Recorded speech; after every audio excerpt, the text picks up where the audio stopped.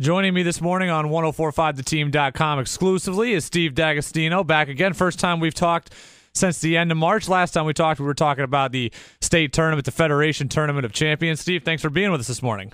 Thanks for having me again, Brady. Steve, one thing before we really get going, we're going to talk a lot about what you got coming up this summer, a lot of clinics, a lot of events, a lot of team stuff, but I want to put you on the spot a little bit. Scotia-Glenville, they win the Federation title. You've worked with them pretty exclusively over the last few years. They go 27-0. What do you do for an encore for them this summer? How much pressure is on you now? Not a lot of pressure's on me. I mean, my job is just to keep the momentum going with them.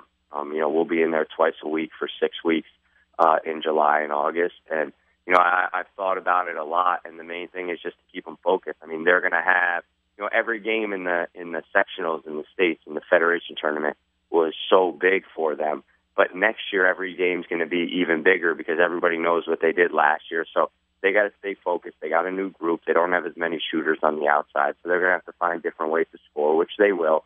And I think they'll be a little better defensively next year. So, they'll have to figure out just different ways to do exactly what they did last year. One thing I want to ask you about them also is as the school year winds down, most places will graduate this week if they haven't done it already. We're really going to get into the AAU season here. AAU is great for a lot of guys. It helps get them exposure for that next level. But when you watch Scotia, it was refreshing to watch because it was kind of a reminder of that Hoosier-style, old-school high school basketball. Just how refreshing was it for you to just watch them play? Yeah, I mean, it's what it's similar to, Brady? It's similar to the Spurs in the NBA Finals. I did a lecture last night up in Clifton Park, and, we talked about, I told the kids, when you play your games tonight, it was for a camp. Pass the ball. I said, what was the best thing about the Spurs? They passed the ball. Best team in the area, Scotia. What was the best thing about them? They passed the ball. So it's a big part of the game, and it's just great to watch, guys playing unselfishly. Now, are you a fan of all the AAU? Has it gotten a little too big for itself? I'm sure you were involved in AAU yourself. Obviously, you've had a great career at St. Rose, played overseas, so you've seen everything in AAU in all its forms. Has it gotten too big? Right. I was on the City Rocks elite team my last 2 years, so I played at the highest level of AAU basketball, and it's good what it's good for. If you're at the highest level and you need the exposure, you want I played it in front of every coach in the country. I ended up getting my scholarship from high school basketball, but that's beside the point. A lot of my teammates got seen during AAU. So if you're going to play at that level, you're going to go to those type of tournaments. Absolutely, but otherwise, I have this conversation. There's a couple very good AAU coaches in the area that do it the right way. They practice twice a week, and the kids from March to July, they get better. But a lot of them, and I'd probably say 90% of the teams and the players that play, they don't get better. They're just playing games. They're playing more games, and not only are they playing games, but they're basically playing unorganized games because they're not running plays. They're not being held accountable. So, to me, a lot of players take a step backwards during the AAU season. So, I mean, if you're going to play at the highest level, you're going to go to good tournaments against good competition, absolutely worth it. If you have a coach that's going to practice, that's going to hold you accountable, that's going to make you a better player offensively, defensively, and make you a better teammate, then it's completely worth it. Otherwise, I think it hurts players. Steve Dagostino at Dags Basketball on Twitter, joining us today exclusively on 1045theteam.com. Now we're going to talk a little bit about what you're doing this summer, not what everyone else is doing. How many people are lining up to work with you now this summer after all the success your clients have had in the past few years and your organization is really blowing up? Yeah, so what we've done here in the last couple of weeks is I finally have secured, we have a facility partnership with Saratoga Central Catholic right on Broadway up in Saratoga Springs, so I'll be up there a couple of days a week with one of my trainers, Shaver Mursky, having group workouts and training, individual training sessions. And then we still have a couple locations down in Colony. We'll keep our group stuff going. We have our big youth training camp coming up July 7th to the 11th, which is pretty much sold out. We have about 5 spots left for that. And then we also have a charity clinic coming up this Friday for the National Alopecia Areata Foundation, which is it's going to be an awesome event. It's our normal clinic. It's the first day of summer, pretty much Friday, going into that first weekend, and $10 per kid for 2 hours, grades 4 through 9.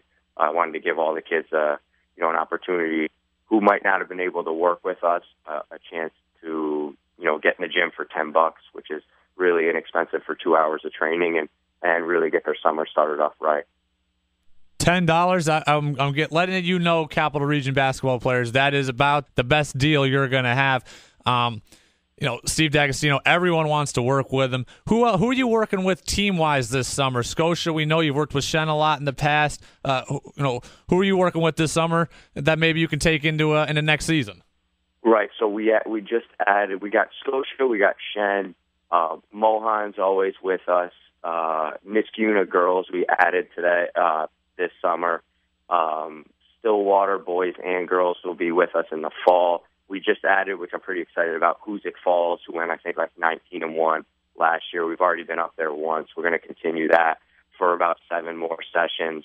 I'm trying to think. There's a handful of teams that want to do it in the fall. I can only accommodate about 5 or 6 teams during the summer, and pretty much the teams that I mentioned have had a lockdown on my time slots for the summer for the past couple of years. But, the best thing about it is, we train Scotia, Shem. We train some of the better teams in the area, but we also train teams that are middle of the pack or at the bottom. But our goal isn't, not only to work with the best teams. We want to get each team better. So, one of the teams that we trained last season was the Niskayuna boys team. And then all of a sudden, they had an okay season, and then they went into the playoffs and they beat Catholic High and upset them in the first round. Like, those are things that I love. You're not going to always get, the best player, the best teams that are going to go, 19-2 or whatever it may be. You just want to make sure whoever you're working with, number one, I want to be in the gym with guys who want to be in the gym. And that's pretty much everybody that we work with. I don't care how good you are, how bad you are, what level you're at. I want you to want to get better.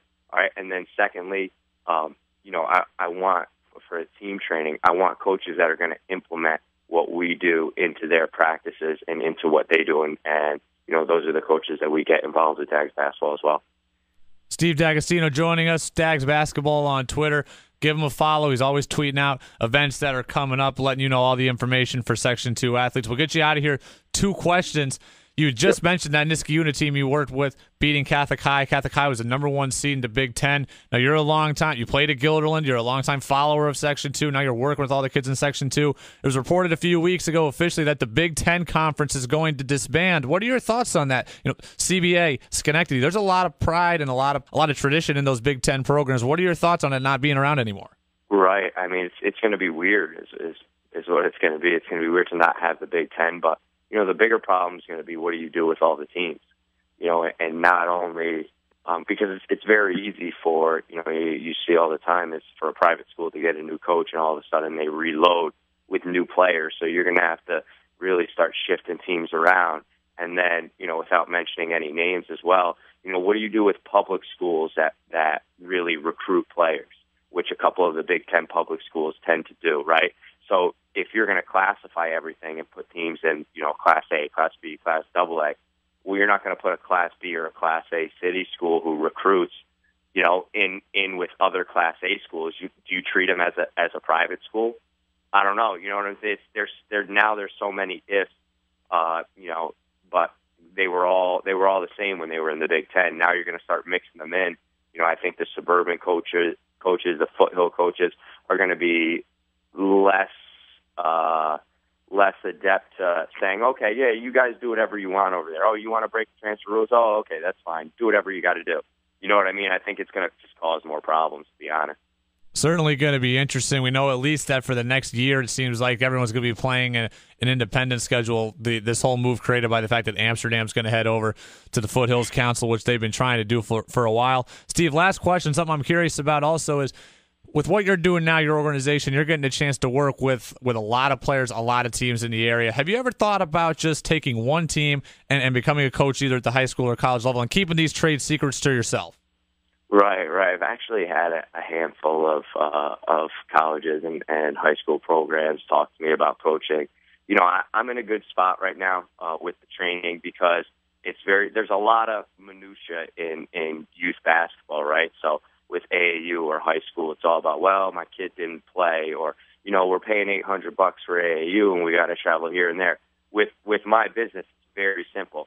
here's what the value of our workouts are. If you come, your kid's going to have every chance to not only get better in those sessions, but take what we taught him and make himself better, right?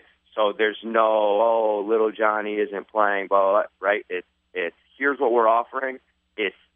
We've shown that it works. All right, you're going to make progress. All you have to do is put in the time and do it the right way, and you'll get the value out of it. So that's what I love about the training, and we've had great success in doing it. And we keep expanding and building on that. The one thing for me is I miss the competitive side. I was super competitive as a player. And I miss game night, being able to go out there and, wanting to rip the other team's head off, So we'll see what happens, but I'm kind of letting it try to grow organically and not try and force anything. Steve Dagostino, local product, Guilderland High School graduate, St. Rose All-American, played overseas. Everyone wants to be working with this guy and his organization. That's at Dags Basketball on Twitter. Give him a follow. Steve, thanks for being with us today, and good luck with the busy summer. Thanks.